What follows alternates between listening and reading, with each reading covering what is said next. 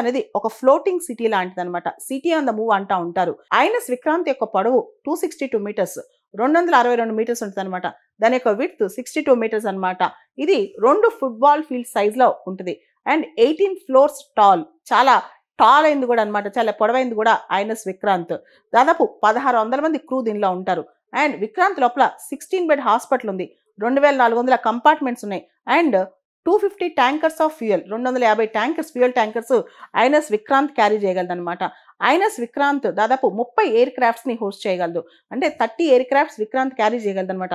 దాంతోపాటు MiG-29K fighter jets ని and ఇతరత్ర చిన్న చిన్న హెలికాప్టర్స్ ని కూడా ఐఎన్ఎస్ విక్రాంత్ క్యారీ చేయగలదు. ఐఎన్ఎస్ విక్రాంత్ యొక్క హ్యాంగర్ స్పేసే చాలా పెద్దగా ఉంటుంది.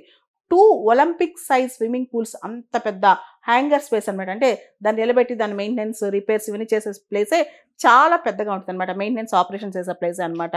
సో ఐఎన్ఎస్ విక్రాంత్ అనేది మన స్వదేశీ పరిజ్ఞానంతో చేసుకున్నాం కాబట్టి దానిలో మోడీ గారు ఈరోజు దీవాళీ సెలబ్రేషన్స్ చేసుకున్నారనమాట. అంతేకాదు మనకు తెలుసు మోడీ గారు ఈరోజు అందరికీ దీపావళి శుభాకాంక్షలు చెప్తూ స్వదేశీ అని పిలిపించారు. 140 కోట్ల భారతీయులు స్వదేశీ వైపు మొగ్గు చూపాలని, స్వదేశీ వస్తువులనే కొనాలని, ఈ దీపావళి పండుగ రోజున మన హార్డ్ వర్క్ కమిట్మెంట్ రెట్టింపు అవ్వాలని, స్వదేశీ వస్తువులు కొని సోషల్ మీడియాలో దాన్ని మనం సోషల్ మీడియాలో పోస్ట్ చేయాలని చెప్పి కూడా మోడీ గారు చెప్పారంటే కొత్త స్వదేశీ ఉద్యమాన్ని మోడీ గారు లాంచ్ చేశారని కూడా చెప్పొచ్చు.